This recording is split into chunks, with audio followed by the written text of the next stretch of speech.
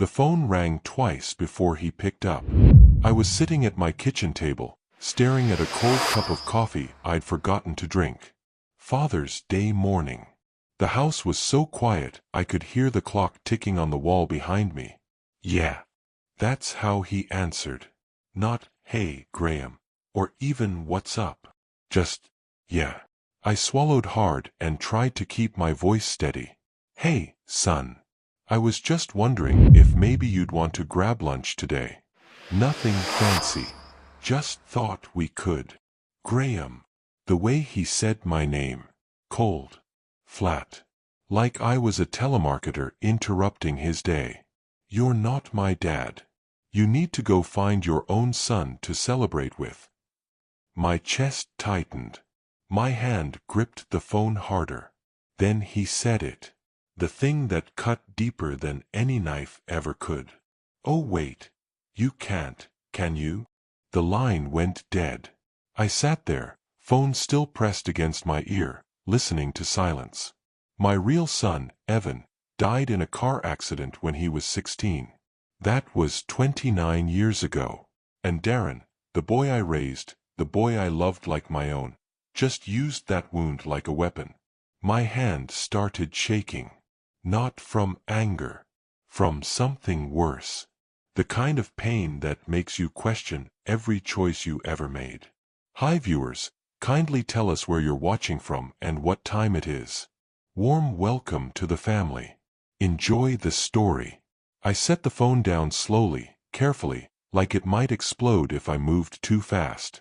For a long time, I just stared at the wall. There was a framed photo of Monica there, my late wife. She was smiling in that picture, wearing the yellow sundress she loved. The one she wore the day I proposed. "You promised," I whispered to her picture. "You promised he'd love me like his own." But she wasn't here to answer. She'd been gone for 13 years now. Stroke. Sudden. One day she was laughing at breakfast, the next day she was gone. And with her went any bridge I had to Darren. I stood up and walked to the hallway closet. My legs felt heavy, like I was walking through water. I opened the drawer where I kept old birthday cards, letters, photos, all the pieces of a life I thought we built together. There it was. The first Father's Day card he ever gave me. He was 8 years old then. Drew a picture of us fishing, stick figures with huge smiles. Inside, in his messy kid handwriting, "You're the best dad. Love, Darren." He'd spelled "you're wrong." I never corrected him. I just kept that card in my wallet for 3 years until the paper started falling apart. I traced my finger over those words now. "You're the best dad." When did that stop being true? When did I stop being dad and become just Graham? The answer hit me like a punch to the gut. I knew exactly when. It was the day Monica died. The day Darren looked at me across her hospital bed and said, "You're not family. You're just the man my mom married." I tried to push that memory away, but it clung to me. Because deep down, I'd always known this day would come. The day when all those years of love, sacrifice, and showing up wouldn't matter anymore. The day when I'd realize I'd been fighting for someone who never wanted to be found. I closed the drawer and walked back to the kitchen. The Father's Day card I'd hoped to receive sat on the counter, the one I'd imagined Darren might send. Stupid, right? Hoping for something from someone who couldn't even return a text message. My phone buzzed. For half a second, my heart jumped. Maybe he was calling back. Maybe he realized how cruel those words were. But it wasn't him. Just a spam call about an extended car warranty. I laughed. Actually laughed. Because of course. Of course that's what I got on Father's Day. I poured the cold coffee down the sink and grabbed my keys. I couldn't stay in this house anymore. Every room had a memory. Monica cooking breakfast. Darren doing homework at the dining table. The three of us watching movies on Friday nights. Ghosts. All of it. Just ghosts. I drove to the lake. The same lake where I used to take Evan fishing before the accident. The same lake where I later brought Darren, hoping to build new memories that didn't taste like grief. I parked and sat on the hood of my truck, staring at the water. Go find your own son. His words echoed in my head over and over, like a song I couldn't stop hearing. And you know what the worst part was? He was right. I'd spent 17 years trying to be a father to someone who never asked for one. I thought love would be enough. I thought showing up, paying for his school, teaching him to drive, being there when Monica couldn't, I thought all of that would mean something. But it didn't. Because you can't make someone love you, no matter how hard you try. The sun was setting now, painting the sky orange and pink. Beautiful. The kind of sunset Monica would have loved. I pulled out my phone and scrolled through my contacts until I found his name. Darren Mitchell. My thumb hovered over the delete button. One press. That's all it would take. One press and he'd be gone from my phone. Maybe that's what he wanted. Maybe that's what I needed. But I couldn't do it. Not yet. Instead, I opened my photos and found the old videos. The ones I hadn't watched in years because they hurt too much. There was Evan, age 12, holding up a fish he'd caught, grinning like he'd won the lottery. There was Monica, laughing so hard she snorted, trying to teach me how to dance in our living room. And there was Darren, age 10, falling asleep on my shoulder during a baseball game, his little hand clutching my shirt. I watched that clip 3 times. That kid loved me once. I know he did. So what happened? When did I become the enemy? When did my love turn into something he had to escape from? My phone buzzed again. Another spam call. I turned it off completely and shoved it in my pocket. The lake was empty now. Just me and the water and the fading light. I thought about Monica's last words to me in the hospital. She could barely speak, her hand squeezing mine so tight it hurt. "Take care of him," she'd whispered. "He needs you." I promised her I would. And I kept that promise. Even when he pushed me away. Even when he stopped calling me Dad. Even when he made it clear I was nothing more than an obligation. I kept showing up. But maybe that was the problem. Maybe love isn't about holding on. Maybe it's about knowing when to let go. I slid off the hood of my truck and walked to the edge of the water. The wind was picking up, rippling the surface into tiny waves. "I tried, Monica," I said out loud, my voice cracking. I really tried. The water didn't answer. The wind didn't answer. Because there was no answer. There was just me, standing alone on Father's Day, mourning 2 sons, one I lost to death, and one I lost to choice. I turned back toward my truck, and that's when I saw it. Sitting on my windshield, held down by the wiper blade, was a small envelope. My heart stopped.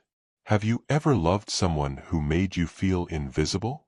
Drop a comment below and tell me your story. I stood there frozen, staring at that envelope like it might vanish if I blinked. Nobody else was in the parking lot. No cars. No people. Just me and that small white envelope fluttering slightly in the breeze. My hands shook as I reached for it. There was no name on the front. No address. Nothing. I tore it open. Inside was a single handwritten note on lined paper, the kind you'd rip from a spiral notebook. Some wounds don't heal. They just teach you who's worth bleeding for. That was it. No signature. No explanation. I read it 3 times, trying to make sense of it. Was this from Darren? Did he follow me here? Was this some kind of apology? But the handwriting was wrong. Too neat. Too careful. I crumpled the note and shoved it in my pocket, my pulse racing. This day was already a nightmare. I didn't need mystery notes making it worse. I climbed into my truck and just sat there, gripping the steering wheel, trying to breathe. That's when my mind started pulling me backward. Back to the beginning. Back to when things weren't broken yet. Back to when I actually believed love could fix everything. It was 15 years ago. October. I was sitting in a diner on 5th Street, the one with the red vinyl booths and the jukebox that only played songs from the 70s. I was alone, like always. Divorced for 3 years at that point. My ex-wife couldn't handle the grief after Evan died. She needed someone to blame, and I was the easiest target. You were driving too fast. That's what she said at the funeral. In front of everyone. I wasn't even in the car. Anyway, I was sitting in that diner, drinking bad coffee and pretending to read the newspaper when she walked in. Monica. She had her son with her. He was small, maybe 8 years old, wearing a Batman t-shirt that was 2 sizes too big. He was clutching a game console, eyes glued to the screen. She looked exhausted. The kind of tired that comes from doing everything alone for too long. They sat in the booth across from mine, and I tried not to stare. But there was something about her. Something warm. Like she carried light with her even though she looked like she'd been through hell. The kid ordered chocolate pancakes. She ordered just coffee. I noticed because she kept glancing at the menu, then at her wallet, then back at the menu. Doing math in her head. Deciding what she could afford. When the waitress came back, I did something I never do. I called her over and said, "Whatever they order, put it on my tab." Monica looked up, confused. "Excuse me." "Don't worry about it," I said, shrugging. "Just felt like doing something nice today." Her eyes filled with tears. Actual tears. Over pancakes. "Thank you," she whispered. "You have no idea what that means." I should have just nodded and gone back to my coffee. But instead, I said, "Rough day." She laughed. Not a happy laugh. The kind that's halfway to crying. Rough year. That's how it started. With pancakes and honesty. Her name was Monica Reyes. She'd left her husband 2 years earlier after finding out he was cheating. He wanted nothing to do with their son. Sent child support sometimes, but mostly disappeared. She worked 2 jobs, one at a grocery store, one cleaning offices at night. Her son, Darren, spent most afternoons at the library because she couldn't afford after-school care. "I'm sorry," she said after telling me all this. "I don't usually dump my life story on strangers." "I'm Graham," I said, extending my hand. "Now we're not strangers." She smiled. Really smiled. And something in my chest that had been frozen for years started to thaw. We exchanged numbers that day. Started texting. Then coffee turned into dinners. Dinners turned into weekends. And before I knew it, I wasn't alone anymore. Darren didn't trust me at first. He'd been burned by his dad, and he wasn't about to let another man walk into his life just to leave. I got that. I respected it. So I didn't rush. I didn't try to be his dad right away. I just showed up. I'd pick them up on Saturdays and take them to the park. I'd help Darren with his math homework even though he hated it. I'd sit through his baseball games in the pouring rain, cheering when he struck out just as loud as when he got a hit. Slowly, he started to warm up. He'd ask me questions. "Why do you have a picture of a kid in your wallet? What's your favorite movie? Do you think the Yankees are gonna win this year?" I answered every single one. One night, about 6 months in, Monica and I were sitting on her couch after Darren went to bed. She leaned her head on my shoulder and said, "He asked me today if you were going to be his new dad." My throat tightened. "What did you say?" I said that's up to him. I kissed the top of her head. I'd be honored. A year later, we got married. Small ceremony. Just us, Darren, and a few friends. Nothing fancy. But when the officiant said, You may kiss the bride, Darren whispered. Gross, and we all laughed so hard we cried. That night, after the reception, I sat down with Darren in his room. He was 10 by then. Still small for his age, but tough as nails. I want to tell you something, I said. You may not carry my name, but I'm going to treat you like you're my own son. I'm not trying to replace your dad. I'm just trying to be someone you can count on. He looked at me for a long time, then nodded. Okay. Okay. Yeah, okay. And for a while, it was. I paid for his private school, the one with the good baseball program. I went to every game, every parent-teacher conference, every award ceremony. I started a college fund for him. Put away $100 a month, even when money was tight. When he got in trouble for talking back to a teacher, I didn't yell. I sat him down and asked him why. Turned out the teacher had embarrassed him in front of the class. So I went to the school and handled it. When he made the all-star team, I took him out for ice cream and told him I was proud of him. When he didn't make the team the next year, I took him out for ice cream and told him I was proud of him. I wasn't perfect. I messed up sometimes. Got frustrated when he wouldn't listen. Raised my voice when he broke curfew. But I was there. Always. And every Father's Day, he'd give me a card. Hand-drawn at first, then store-bought as he got older. They all said some version of the same thing. Thanks for being there. You're the best, Dad. I kept every single one. Monica used to joke that I loved him more than she did. You're too soft on him, she'd say. Boys need discipline. He gets plenty of that from you, I'd shoot back. Let me be the fun one. But deep down, I knew the truth. I wasn't just being a stepdad. I was trying to heal. Trying to prove that I could be a good father, even after failing Evan. Because I couldn't save my son from that car accident. But maybe I could save this one from a life without a dad who cared. I didn't realize I was trying to fix myself through him. Not until it was too late. Things started shifting when Darren hit high school. He got mouthy. Started testing boundaries. Normal teenager stuff, Monica said. But it felt different to me. He started pulling away. Stopped asking me for help with homework. Stopped inviting me to hang out with his friends. One night, I heard him on the phone with someone. Yeah, my mom's husband is cool, I guess.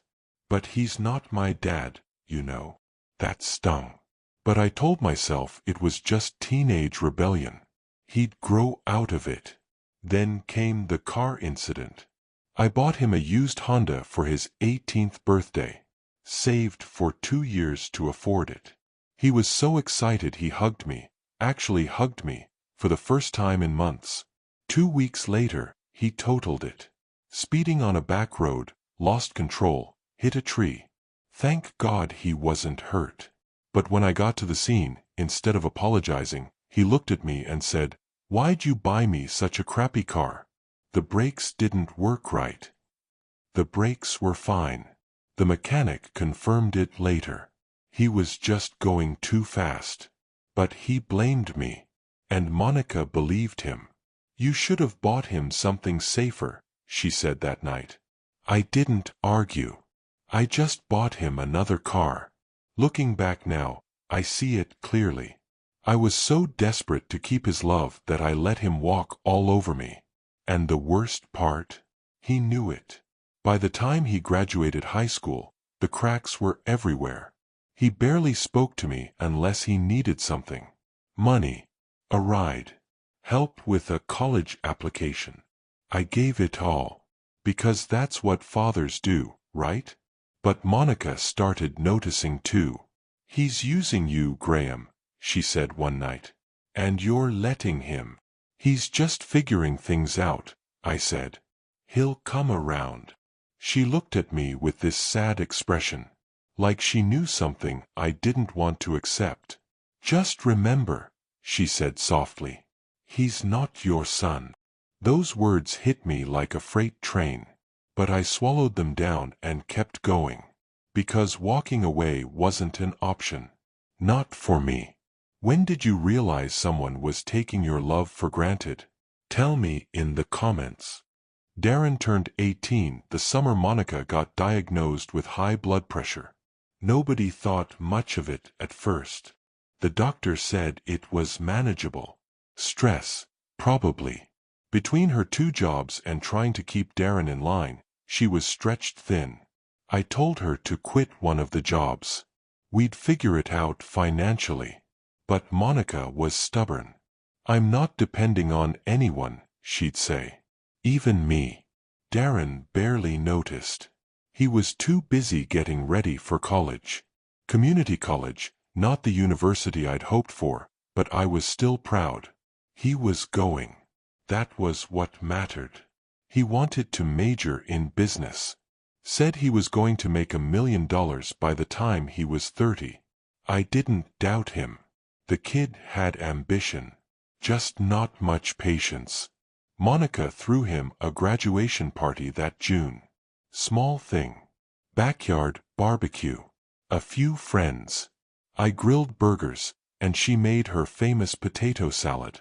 Darren invited his girlfriend, some girl named Ashley who chewed gum too loud and barely looked up from her phone. She didn't last long. That night, after everyone left, I found Darren in the garage. He was sitting on an old cooler, scrolling through his phone. "Hey," I said. "Big day, huh?" "Yeah." "You excited about school?" He shrugged. "I guess." I sat down next to him. "Listen, I know we haven't always seen eye to eye lately. But I want you to know, I'm proud of you. Really proud." He didn't look up. "Thanks." That was it. Just thanks. I wanted more. I wanted him to say, "Thanks, Dad," or, "I couldn't have done it without you." Something. Anything. But I didn't push. I just patted his shoulder and walked back inside. Monica was washing dishes when I came in. "How'd it go?" she asked. "Fine," I lied. She gave me that look. The one that said she knew I was lying but wasn't going to push it. Darren moved out that fall. Got an apartment with 2 buddies near campus. Monica cried the day we helped him move in. I didn't. I just carried boxes and pretended everything was fine. He called every few weeks at first. Mostly when he needed money. "Hey, Graham, my rent's due and I'm a little short."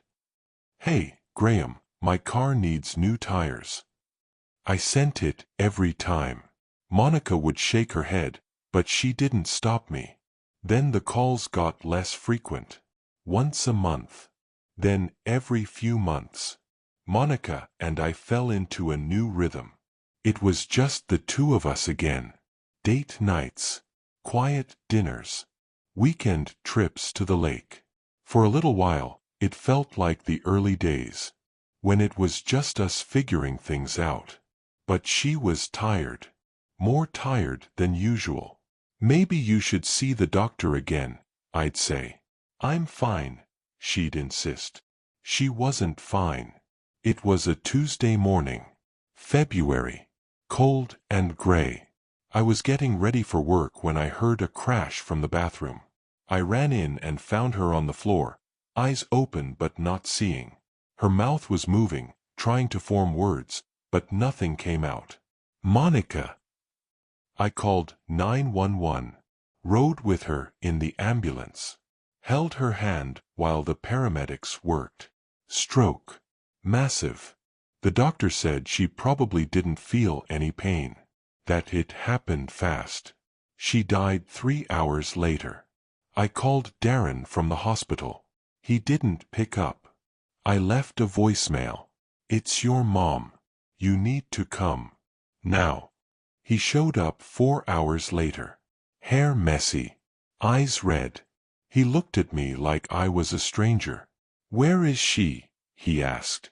"They took her to the morgue," I said quietly. He nodded. Didn't cry. Didn't say anything. just stood there. I reached for him, tried to pull him into a hug.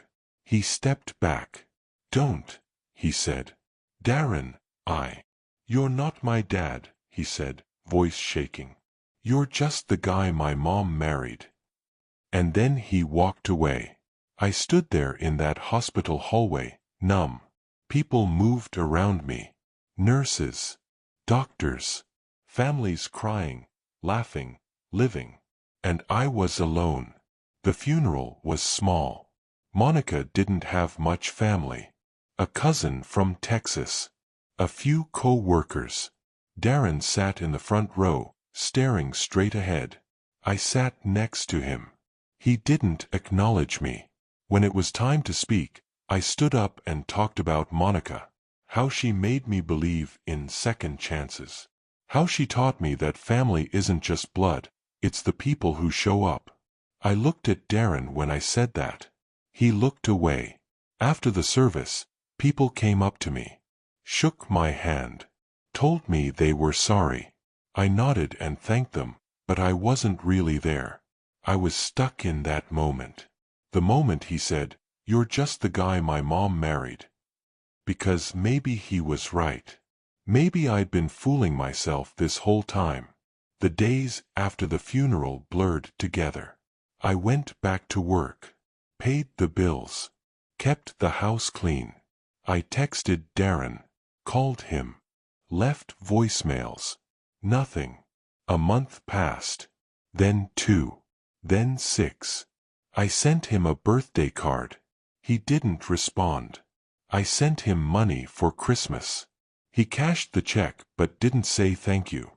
I drove to his apartment once, knocked on the door.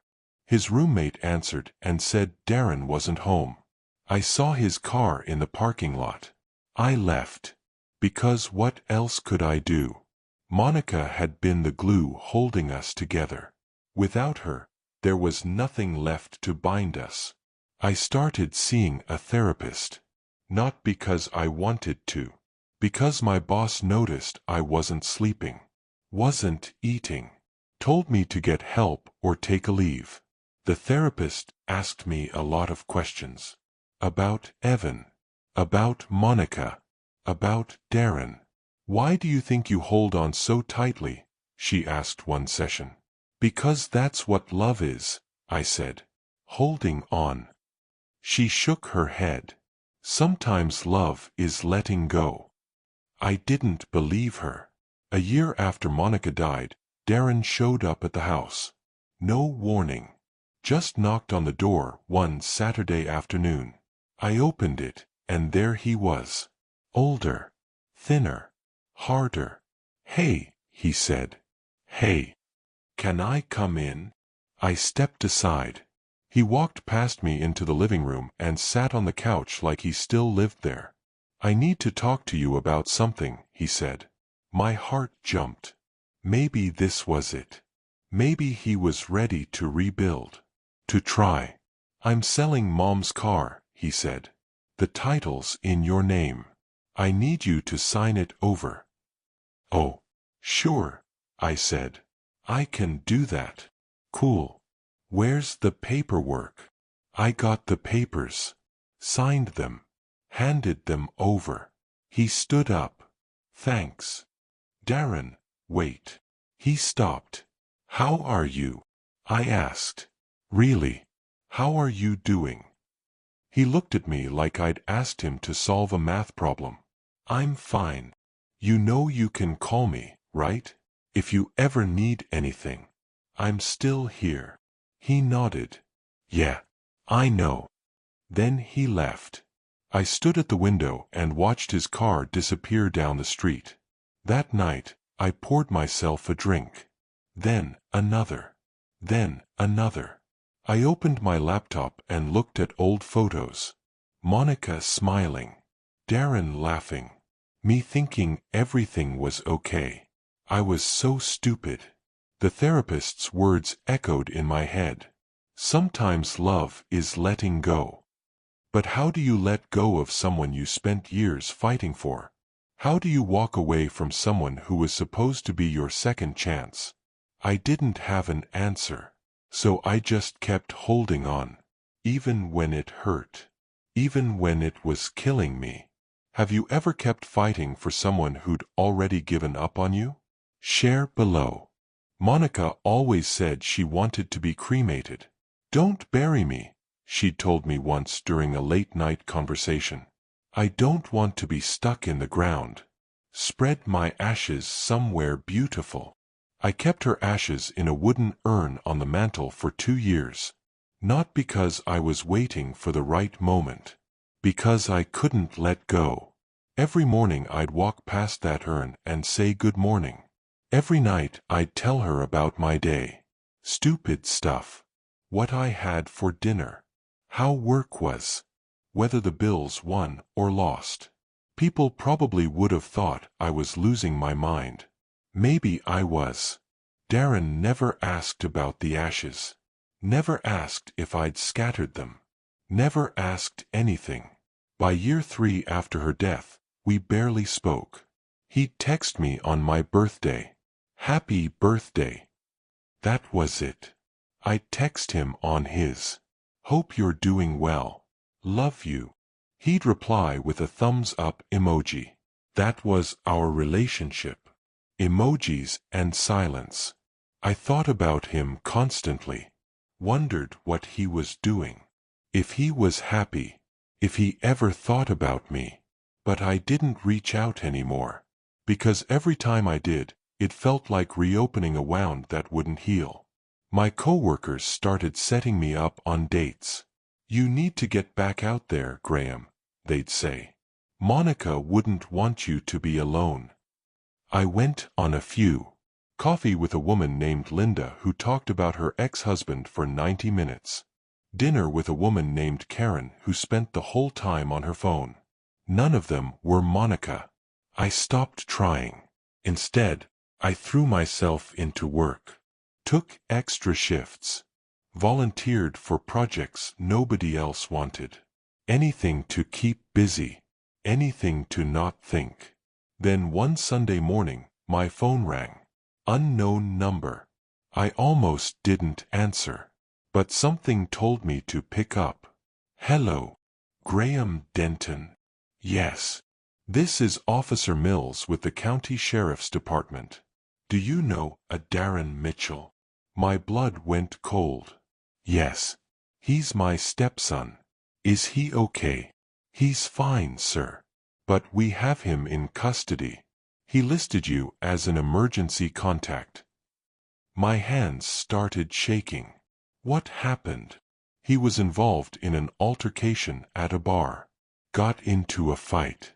We're not pressing charges, but he's pretty banged up. Can you come get him? I was in my car 10 minutes later. The sheriff's station was 30 miles away. I drove 90 the whole way. When I got there, they led me to a holding room. Darren was sitting on a bench, holding an ice pack to his face. His knuckles were bloody. His shirt was torn. He looked up when I walked in. For just a second, I saw something in his eyes. Relief, maybe. Or regret. Then it was gone. Let's go, he muttered. We walked to my car in silence. He climbed in the passenger seat and stared straight ahead. I started driving. You want to tell me what happened? I asked. No. Darren. I said no. I gripped the steering wheel tighter. You can't keep doing this. Doing what? This. Whatever this is. You're 24 years old. You can't keep getting into fights. Keep destroying your life. He laughed. Bitter and cold. My life's fine. You just got arrested.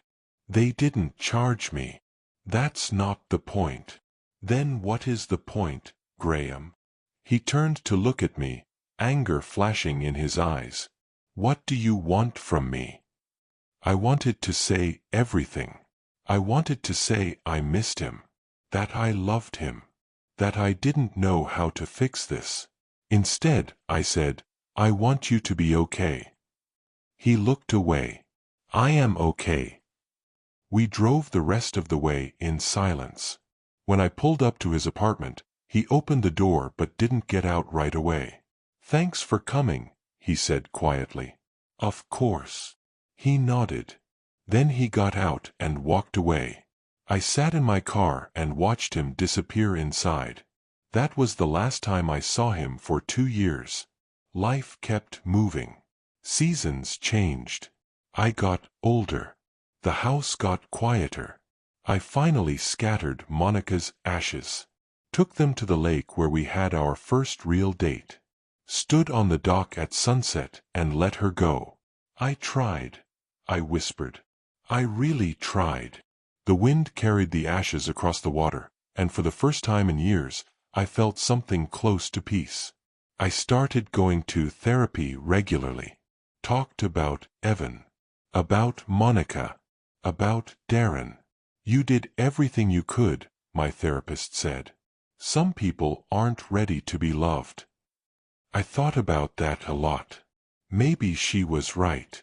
Maybe Darren wasn't ready. Maybe he'd never be ready. Or maybe I'd been loving him the wrong way all along. Maybe I'd been trying so hard to be his father that I forgot to just be his friend. On the 5th anniversary of Monica's death, I sold the house. Too many memories. Too many ghosts. I bought a small cabin near the lake. 1 bedroom. Quiet. Peaceful. I started fishing again. Something I hadn't done since Evan died. Every weekend, I'd sit on the dock with a rod and a cooler of beer and just exist. No pressure. No expectations. No heartbreak. Just me and the water and the sky. I thought about Darren sometimes. Wondered if he was okay. If he ever thought about me. But I didn't reach out. Because some bridges aren't meant to be rebuilt. Some wounds are meant to scar. One afternoon, I was sitting on the porch when my phone rang. I didn't recognize the number, but something made me answer. "Graham." My heart stopped. It was Darren. "Hey," I said carefully. "It's been a while." "Yeah." Silence. "How are you?" I asked. "Not great, honestly." I waited. "I need your help," he said, voice shaking. "I'm in trouble. Real trouble." And just like that, the past came crashing back. Would you answer the call? Or let it go to voicemail? Comment below. I should have hung up. That's what my therapist would have told me. That's what any rational person would have done. But I didn't. Because somewhere deep in the broken parts of me, there was still a small, stupid piece that hoped. "What kind of trouble?" I asked. Darren took a shaky breath. "I started a business. Consulting thing. It was going good for a while, but then, it fell apart. I owe people money. A lot of money."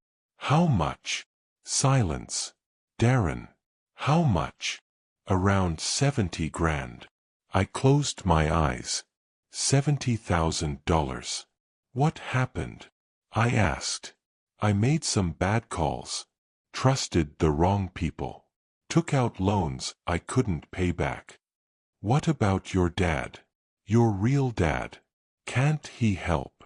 Darren laughed bitterly. "He told me to figure it out myself. Said I made my bed, now I gotta lie in it." Of course he did. "Graham, I know I haven't been. I know I've been a terrible person to you. But I don't know who else to call. You're the only one who's ever actually cared." Those words hit me like a punch. The only one who's ever actually cared. After everything. After years of silence. After telling me to find my own son on Father's Day.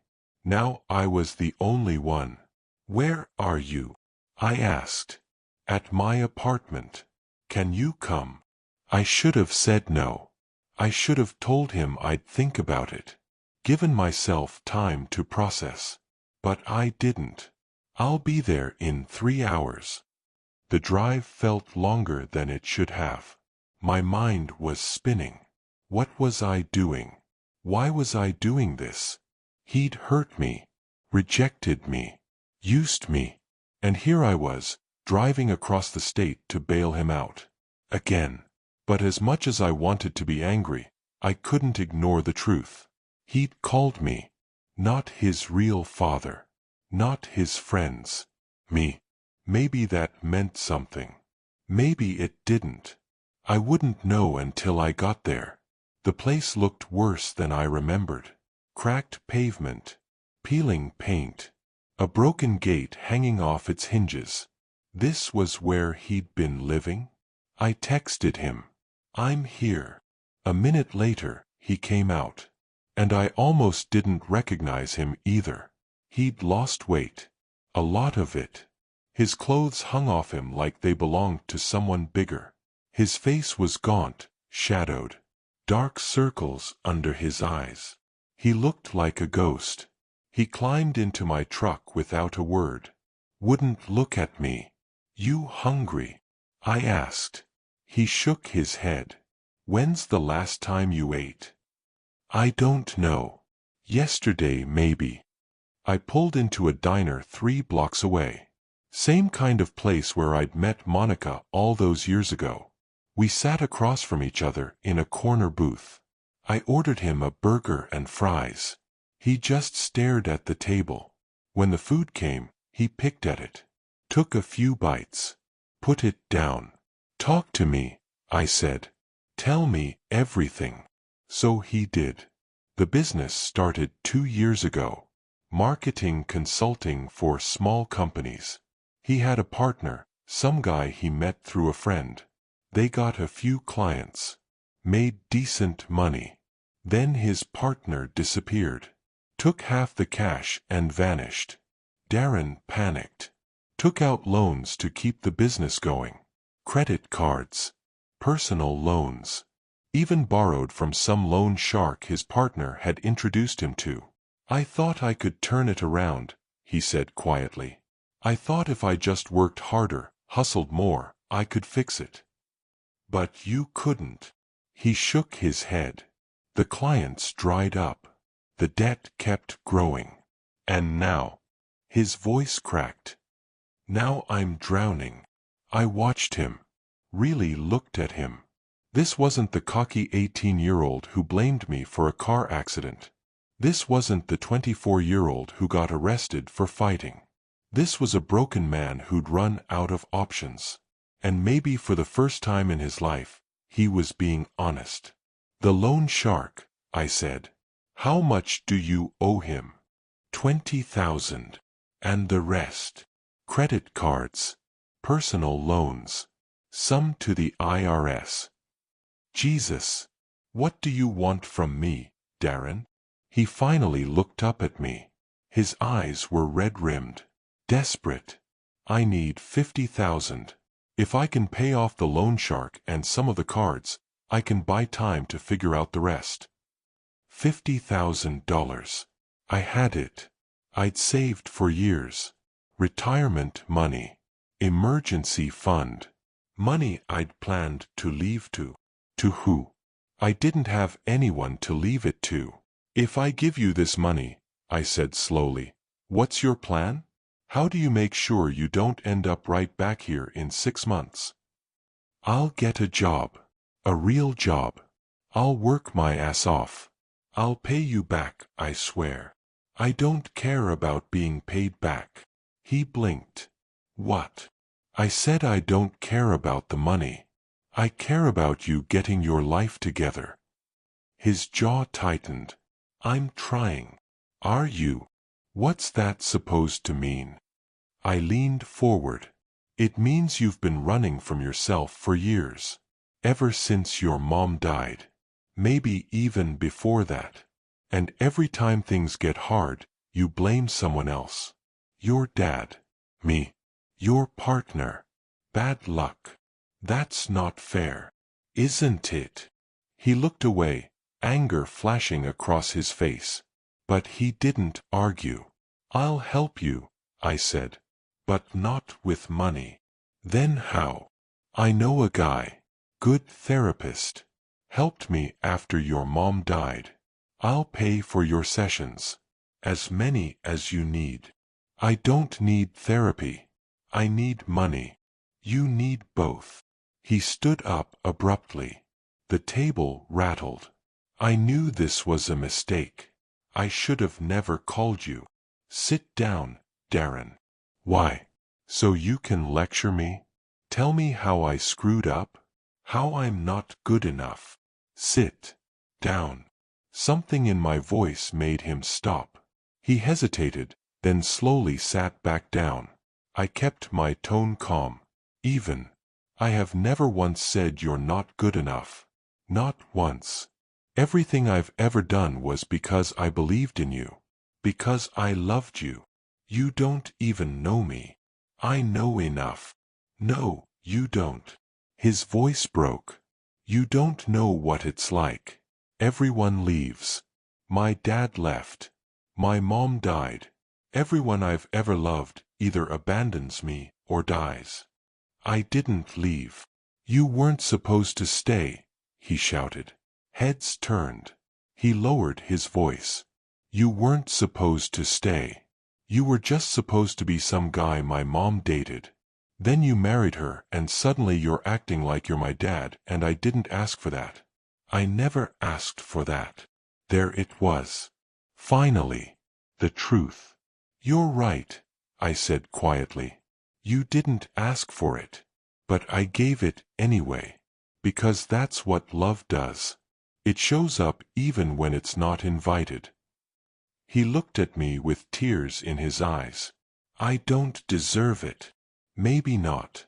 But I gave it anyway. We sat there in silence for a long time. The diner buzzed around us. People eating, laughing, living normal lives. And we were stuck in this moment. This painful, honest moment. I'll take the therapy, he finally said. But I still need help with the loan shark. If I don't pay him soon, he's going to. I'll take care of it. Graham. I'll take care of it. But you're going to therapy. Twice a week. And you're going to get a real job. I'll help you find one. And you're going to start putting your life back together. For real this time. He nodded slowly. Okay. And one more thing. What? You're going to stop running from the people who love you. His face crumpled. Just for a second. Then he pulled it back together. I don't know how to do that, he whispered. Then learn. We left the diner and drove back to his apartment. I told him I'd handle the loan shark situation. Wire him the money tomorrow. When we got there, he opened the door but didn't get out right away. Why do you keep doing this? He asked. Doing what? Helping me. Even after everything I've done. I thought about it. Really thought about it. Because walking away is easy, I said. Staying is hard. And I've never been the kind of man who takes the easy road. He nodded. Got out. Started to close the door. Darren. He turned back. I'm not giving up on you. But you have to stop giving up on yourself. He didn't say anything. Just closed the door and walked away. I sat there for a long time, watching him disappear into that broken-down building. And I wondered if I'd just made the biggest mistake of my life. Or if maybe, just maybe, this was the moment that would finally change everything. Should Graham have given him the money? Or was he being played again? Tell me what you think. When I pulled up to his apartment complex, I barely recognized it. I wired Darren $25,000 the next morning. Not 50. 25. Enough to handle the loan shark and buy him some breathing room. Not enough to make all his problems disappear. Because if I'd learned anything in my 61 years, it's that solving someone's problems for them doesn't help. It just teaches them to wait for the next rescue. He called me that afternoon. You only sent 25. I know. I need 50. You need to figure out the rest yourself. Silence on the other end.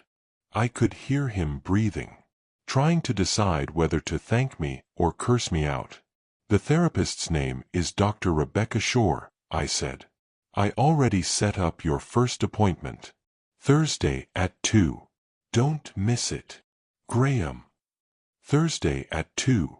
Darren. Don't make me regret this.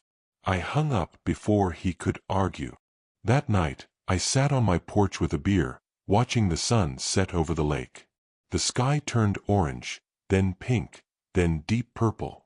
Monica used to love this time of day. She'd sit right here next to me, feet tucked under her, head on my shoulder. You did the right thing, I could almost hear her say. But had I? Or had I just signed up for another round of heartbreak? The days after felt strange. Empty. I kept checking my phone, half expecting Darren to call and tell me he wasn't going to therapy, that he'd used the money and disappeared. But Thursday came and went. No call. Friday morning, my phone buzzed. A text from an unknown number. This is Dr. Shore. Darren Mitchell attended his first session yesterday. Thank you for setting this up. I think we can help him. I read that message 5 times. He'd actually gone. For the first time in years, hope crept back in. Small. Fragile. But there. I went about my life. Work. Fishing. The occasional dinner with old friends who still bothered to check on me. But in the back of my mind, I was always thinking about him. Wondering if he'd show up for the next session. If he'd find a job. If this time would be different. 3 weeks later, he called. I got a job, he said. No greeting. Just straight to it. Yeah. Assistant manager at a warehouse. It's not much, but it's steady. Pays decent. That's great, Darren. And I've been going to therapy. Twice a week like you said. My chest tightened. How's that going? He was quiet for a moment. It's hard. Dr. Shore doesn't let me get away with anything. She calls me out on my crap. I smiled. Good. She asked me about you. About our relationship. What did you tell her? That you've been more of a father to me than my real dad ever was. And that I've been too angry to admit it. I had to clear my throat. That's big of you to say. I'm trying, Graham. I really am. I know you are. We talked for 20 more minutes. About his job. About therapy. About small, normal things. For the first time in years, it felt like we were actually talking. Not fighting. Not negotiating. Just talking. When we hung up, I sat there staring at my phone. Maybe this was it. Maybe this was the breakthrough I'd been hoping for all these years. But part of me, the part that had been burned too many times, stayed cautious. Because hope is dangerous when you've been disappointed so many times before. The weeks turned into months. Darren kept his job. Kept going to therapy. Started paying off his debts slowly. We talked every couple of weeks. Sometimes more. The conversations got easier. Less guarded. One day he asked if he could visit. Come out to the cabin for the weekend. I almost said no. Almost told him I wasn't ready. But then I thought about Monica. About what she would have wanted. Yeah, I said. Come on out. He showed up on a Saturday morning in early spring. Driving a beat-up sedan that looked like it had seen better days. He got out and just stood there for a second, looking around. Nice place, he said. It's quiet. That's all I need. We went inside. I made coffee. We sat on the porch and watched the lake. The silence wasn't uncomfortable. It was just there. I'm sorry, he said suddenly. I looked at him. For what? For everything. For how I treated you.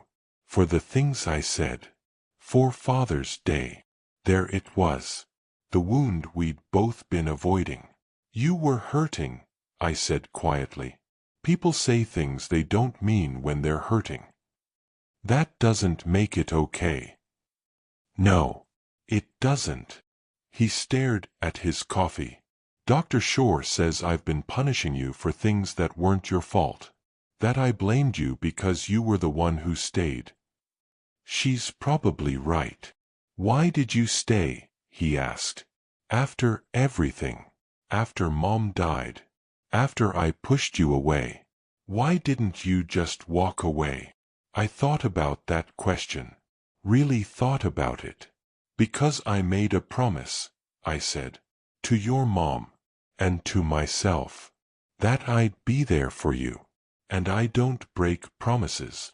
Even when the other person breaks theirs? Especially then. He nodded slowly. I don't know if I can ever make up for what I did. I'm not asking you to. I'm just asking you to show up. That's all I've ever asked. We spent the rest of the weekend fishing, talking, laughing, even. It wasn't perfect. There were still awkward moments. Still things left unsaid. But it was a start. When he left Sunday afternoon, he hugged me. Actually hugged me. Thanks for not giving up on me, he said. Thanks for not giving up on yourself, I replied. I watched him drive away, and for the first time in years, I felt something close to peace. Not because everything was fixed, but because maybe, just maybe, we were finally heading in the right direction. The months that followed weren't easy. Darren had setbacks, missed a few therapy sessions, struggled with money, but he kept going, kept trying, and I kept showing up. Not with money, not with lectures, just with presence. Sometimes that's all someone needs, to know that someone's still there. One evening in late fall, I was sitting by the fire when my phone rang. It was Darren. Hey, I said. Everything okay? Yeah, I wanted to tell you something. Okay. I paid off the last of my debts today. All of it. I'm finally free. My eyes burned. Darren, that's incredible. I couldn't have done it without you. Without the therapy. Without you believing in me when I didn't believe in myself. You did the work. I just pointed you in the right direction. Still, thank you. We talked for a while longer. About his plans for the future. About maybe going back to school. About starting fresh. When we hung up, I sat there staring at the fire. This was what I'd been fighting for all these years. This moment. This connection. Not because I needed him to love me, but because I needed him to love himself.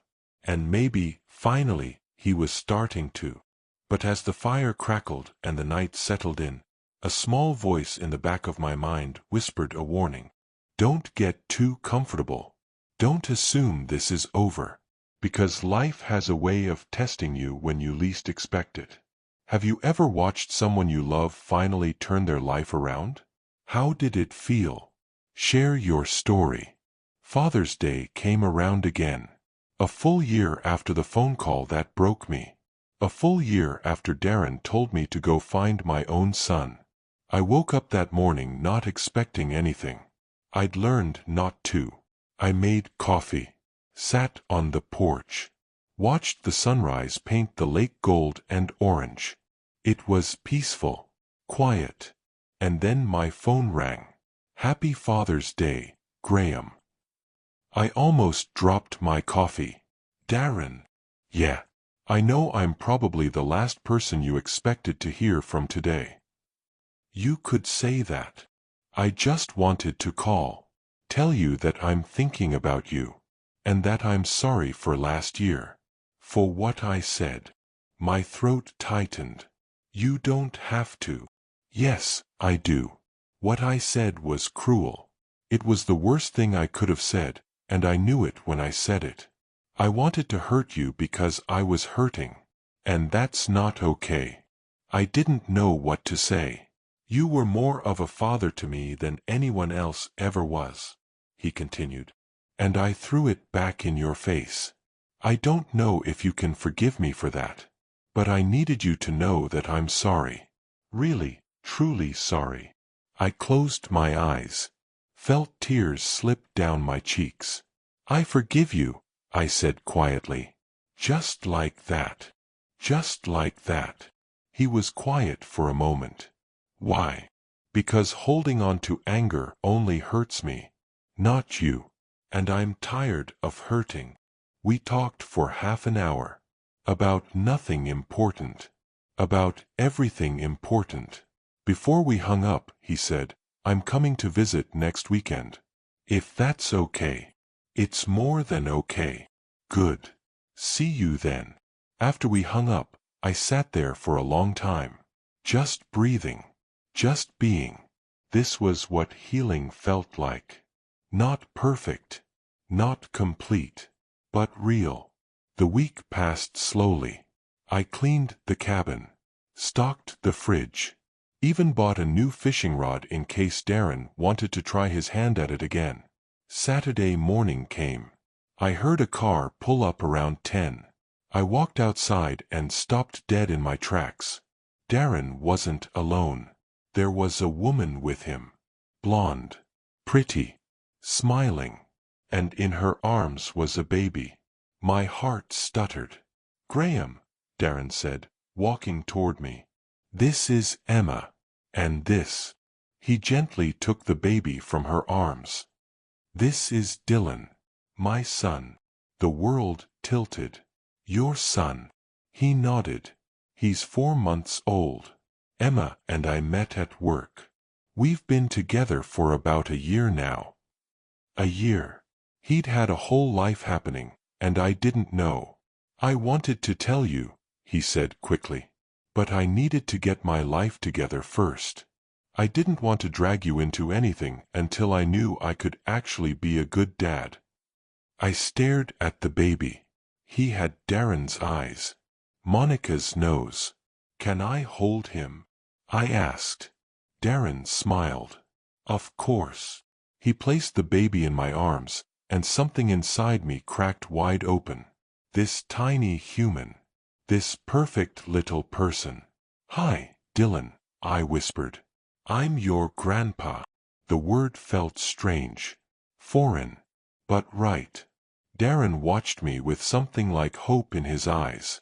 I want you to be part of his life. If you want to be. If I want to be. My voice broke. Darren, there's nothing I want more. Emma stepped forward. He's told me so much about you. About everything you've done for him. We'd be honored if you'd be Dylan's grandfather. I couldn't speak.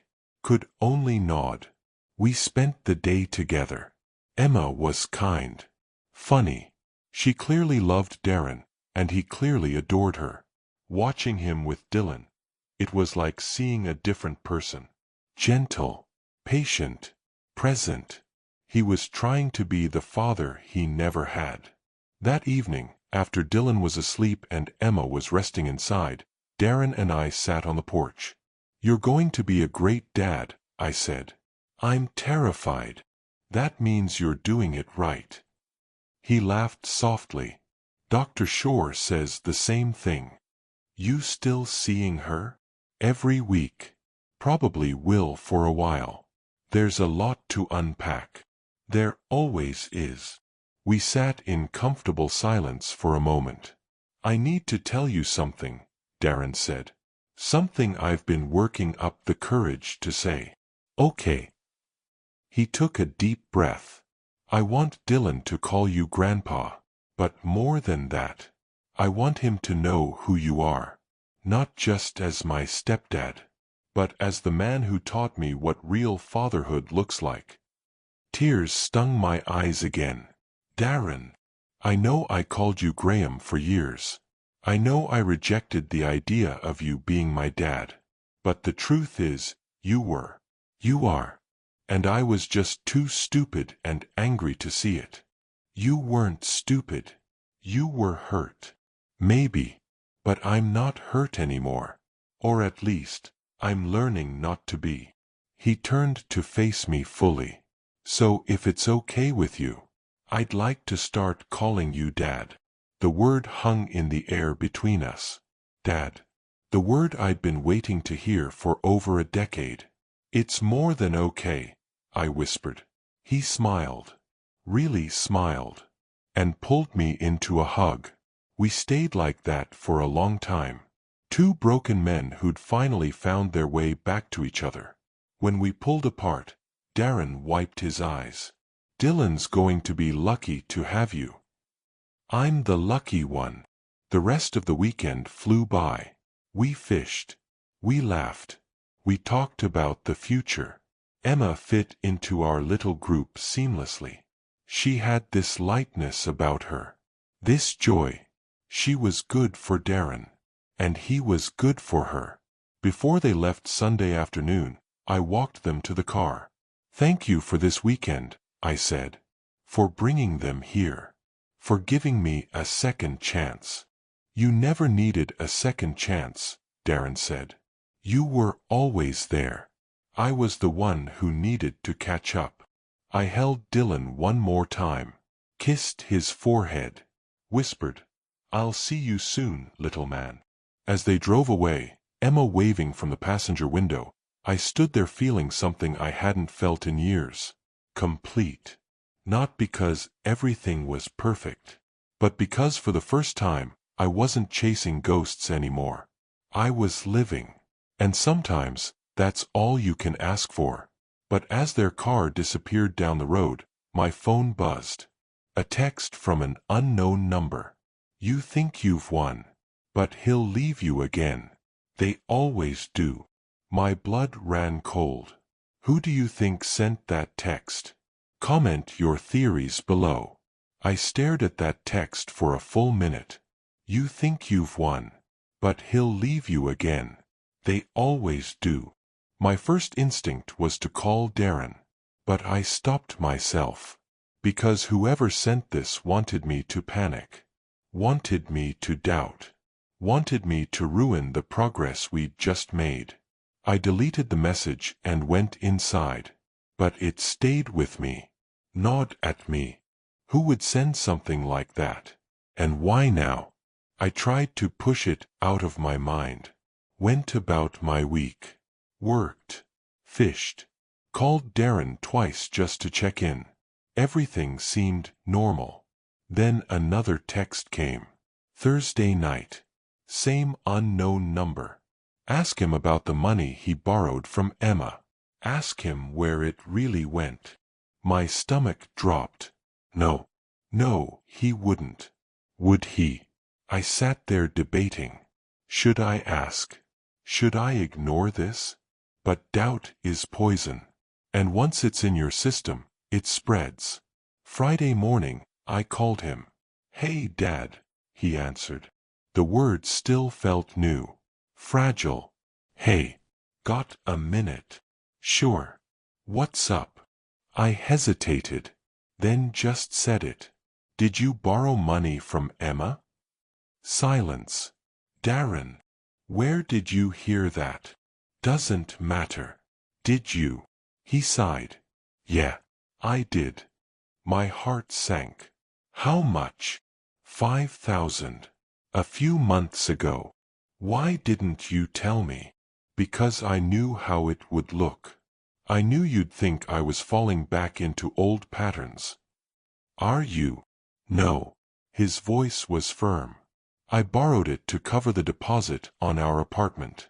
Emma knew about it. It wasn't some secret. I'm paying her back monthly. Then why would someone tell me to ask about it like it was some big secret? Someone? Who?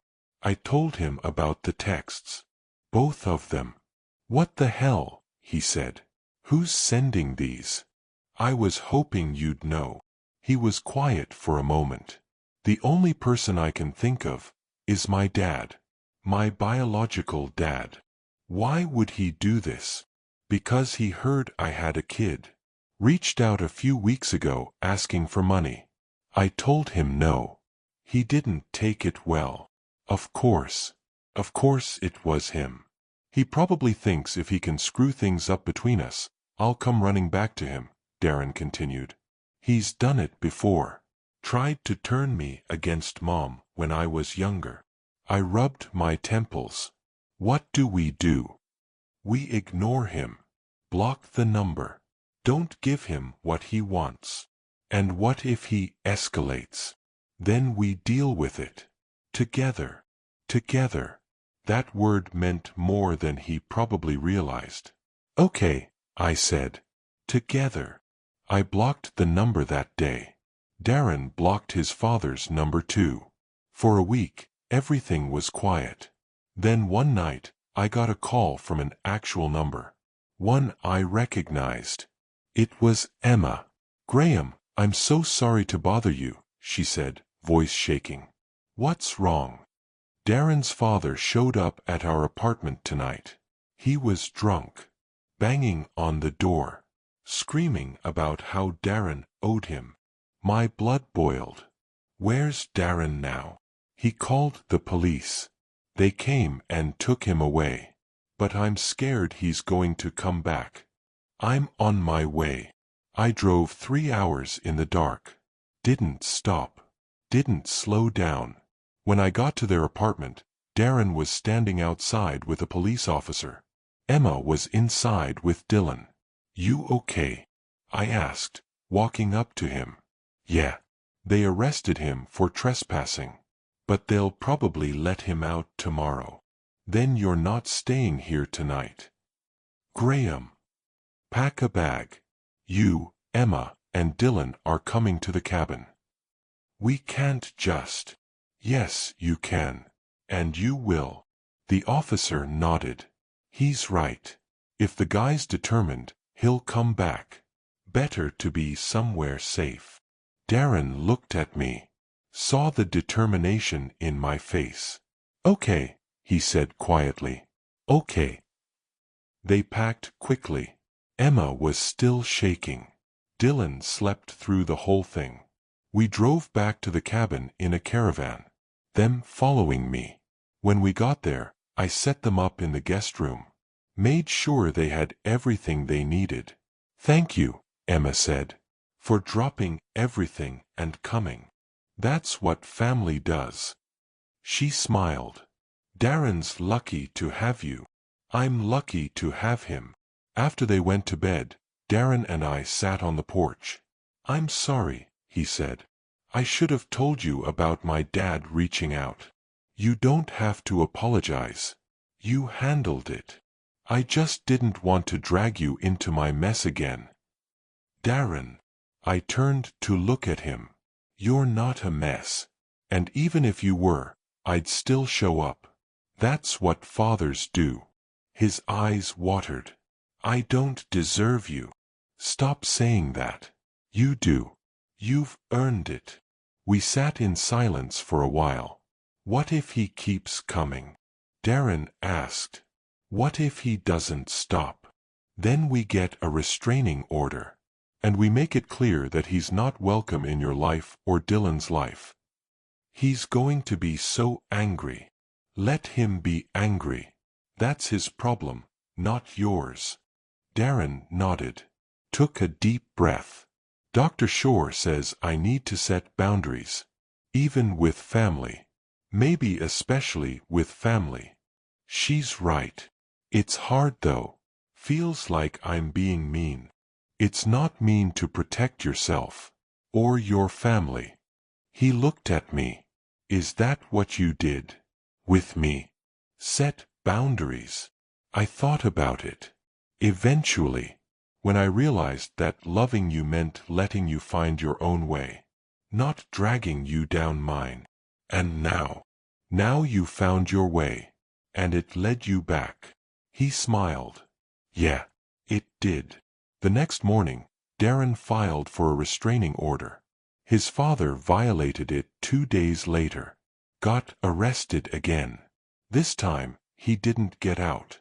The courts gave him 6 months. And by the time he was released, Darren, Emma, and Dylan had moved.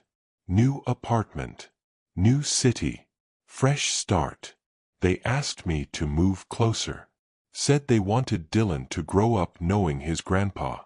I didn't even hesitate. I sold the cabin. Packed up my life. Moved 3 hours east to be near them. Found a small house 5 minutes from their apartment. And for the first time in decades, I wasn't alone anymore. I had family. Real family. Not because of blood, but because of choice. When did you realize family isn't just blood? Drop your story in the comments. It's been 3 years since I moved closer to Darren and his family. 3 years of Sunday dinners. Of babysitting Dylan while they went on date nights. Of watching my grandson take his first steps, say his first words, grow into a smart, funny little boy. 3 years of being called Grandpa. 3 years of peace. But this morning, sitting at my kitchen table with a cup of coffee, I found myself thinking about that Father's Day. The one that broke me. Because tomorrow is Father's Day again. And for the first time in a long time, I'm not dreading it. I pulled out a pen and a notebook. Started writing. Not for anyone else. Just for me. A letter to Darren that I'd probably never send. But needed to write anyway. Dear Darren, I began. You told me once to go find my own son on Father's Day. At the time, those words shattered me. Made me question everything I'd given. Everything I'd sacrificed. But looking back now, maybe you were right. Not because you were cruel, but because I needed to find myself. I needed to stop trying to fix you and start fixing me. I spent so many years trying to be the perfect father. Trying to make up for losing Evan. Trying to prove that love could conquer everything. But love without boundaries isn't love. It's desperation. I held on so tight, I almost suffocated us both. When your mom died, I thought I'd lost my last chance at having a family. At being a father. So I clung to you even harder. And you pulled away. Because that's what people do when they're being smothered. It took me years to understand that. Years to learn that sometimes the most loving thing you can do is let go. Not because you don't care, but because you care enough to let them find their own way. You found yours, and it brought you back. Not as the angry 18-year-old who blamed me for everything. Not as the desperate 24-year-old who needed rescuing. But as a man. A father. Someone who finally understood what I'd been trying to teach you all along. That fatherhood isn't about perfection. It's about presence. You're an amazing dad, Darren. Dylan is lucky to have you. And I'm lucky to be part of his life. So thank you. For giving me a second chance. For letting me be Grandpa. For showing me that redemption is possible. Even when it takes years. Even when it hurts. Even when you think you've lost everything. Love always finds a way back. If you let it. I read it over twice. Felt tears slip down my cheeks. Then I did something unexpected. I put it in an envelope. Addressed it to Darren. And sealed it. Maybe I would send it. Maybe I wouldn't. But writing it was enough. That afternoon, my phone rang. It was Darren. Hey, Dad. What are you doing tomorrow? Nothing special. Why? Emma's planning a Father's Day barbecue. Her dad's coming. And we want you there. Dylan's been asking when Grandpa's coming over. My chest tightened in the best way. I'll be there. Good. Noon. Don't be late. After we hung up, I sat there smiling. This was what I'd been fighting for all those years. Not gratitude. Not recognition. Just this. Being wanted. being included, being loved. That evening, I drove to the cemetery. First time in months. I knelt at Monica's grave. The headstone was simple. Just her name and dates. "Hey, honey," I said softly. "I know it's been a while." The wind rustled through the trees. Birds sang somewhere in the distance.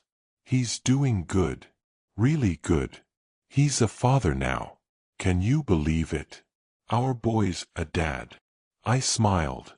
"Dylan looks like you. Has your nose. Your smile.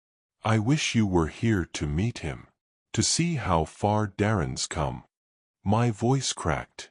"You'd be so proud." I sat there for a long time, just talking, telling her about everything she'd missed.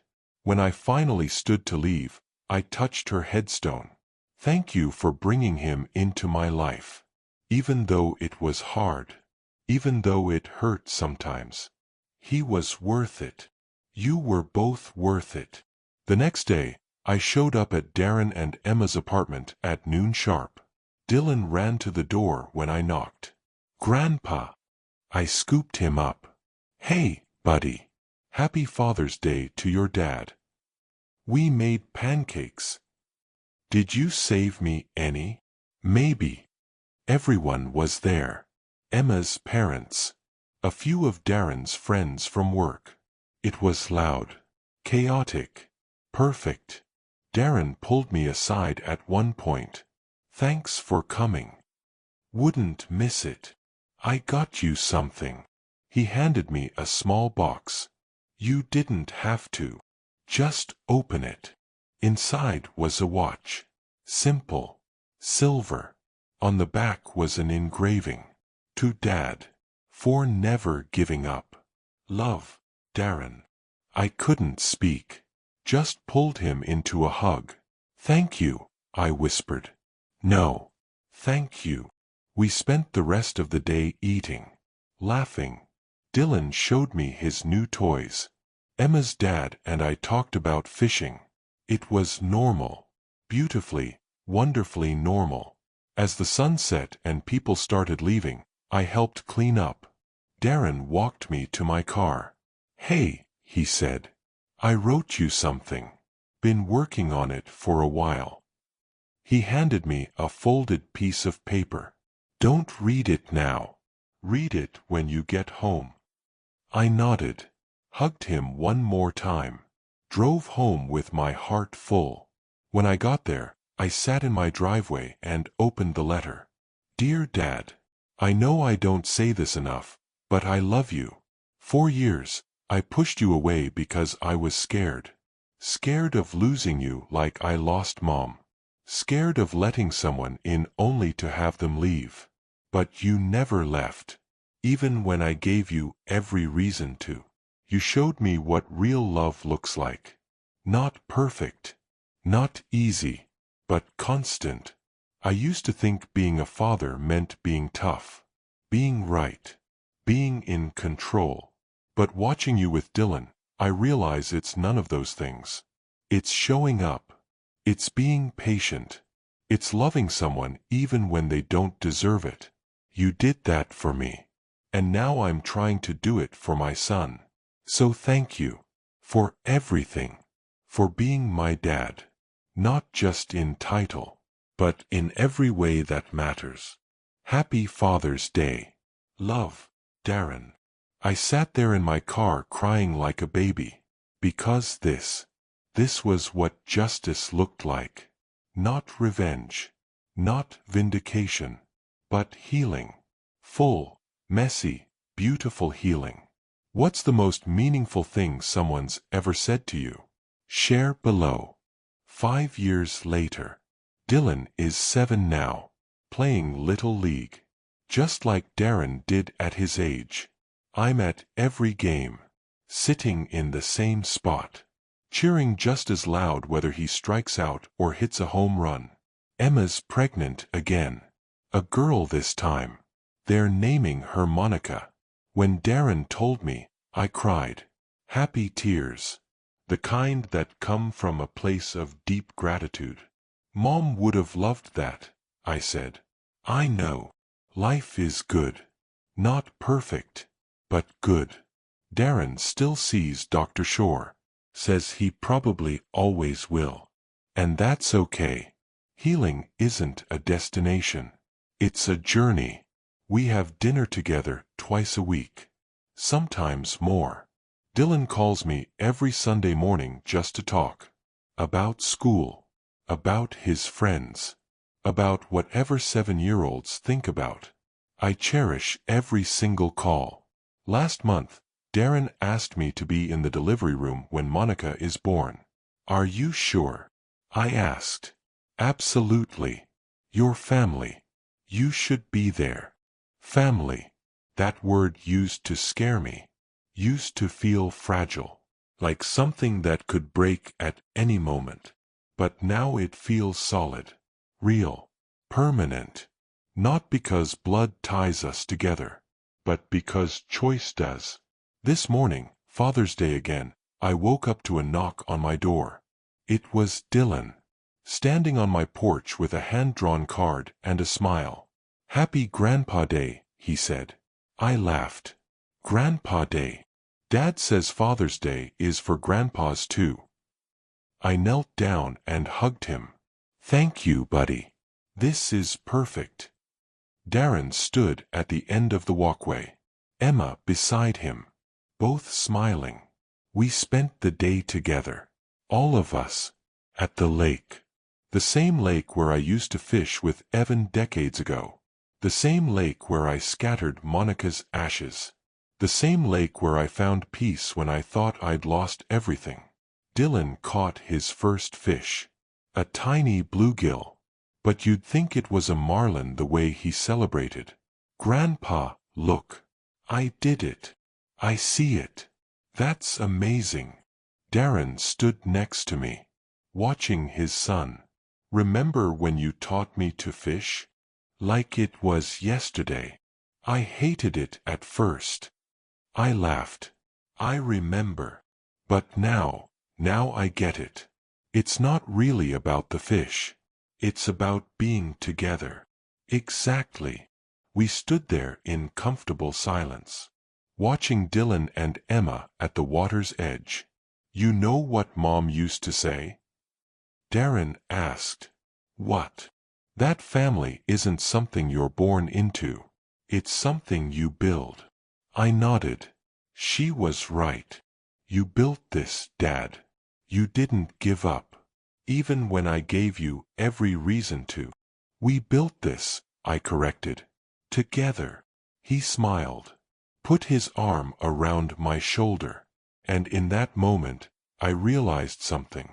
That Father's Day years ago, when Darren told me to go find my own son, broke me. But it also freed me. It freed me from the need to be perfect. From the need to fix everything. From the desperation to be loved. It taught me that real love isn't about holding on. It's about knowing when to let go. And trusting that if it's meant to be, it'll find its way back. Darren found his way back. Not because I forced him, but because I gave him the space to choose. And he chose me.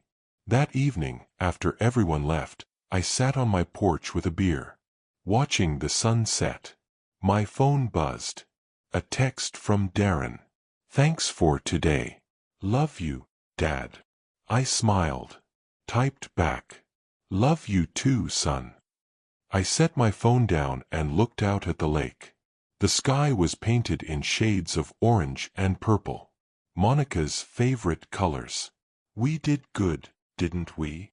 I whispered to the wind. And somehow, I knew she was smiling. Because this is what justice looks like. Not revenge. Not payback. But peace. The kind of peace that comes from knowing you gave everything you had. You loved as hard as you could. And in the end, it was enough. More than enough. Fatherhood isn't about DNA. It's about devotion. It's about showing up. Even when it's hard. Even when it hurts. Even when you're not sure it matters. Because it always matters. Love always matters. And sometimes, the greatest gift you can give someone isn't your presence. It's your faith that they'll find their way back. I did that. And Darren came home. Not to the home we used to have, but to something better. Something we built together. From broken pieces. From pain. From forgiveness. That's the real story. Not about loss, but about what comes after. About second chances. About redemption. About love that refuses to quit. I took a deep breath. Let it out slowly. Tomorrow, Dylan has a baseball game. Emma has a doctor's appointment for the baby. Darren asked if I could pick Dylan up from school. Of course, I'd said without hesitation. Because that's what grandpas do. Life isn't perfect. There are still hard days. Days when I think about Evan. Days when I miss Monica so much it physically hurts. But those days are fewer now. And when they come, I have people to lean on. I have Darren checking in. Emma bringing me dinner. Dylan showing up with drawings from school. I have family.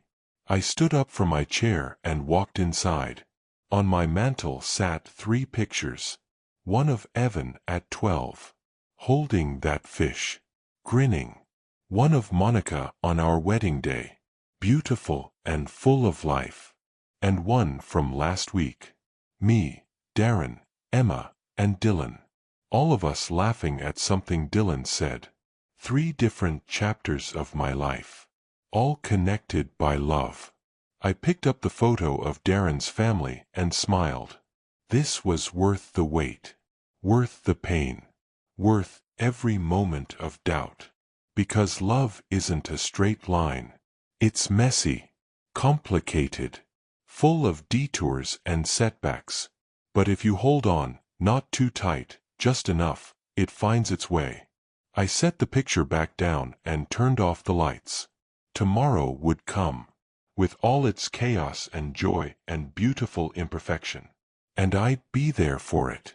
Not as someone trying to prove something. Not as someone desperate to be needed. But as someone who finally understood what it meant to love and be loved. Fully. Freely. Without conditions. That's the lesson Monica tried to teach me all those years ago. That's what Darren finally learned. And that's what I'll teach Dylan and little Monica when she arrives. That family is a choice you make every single day.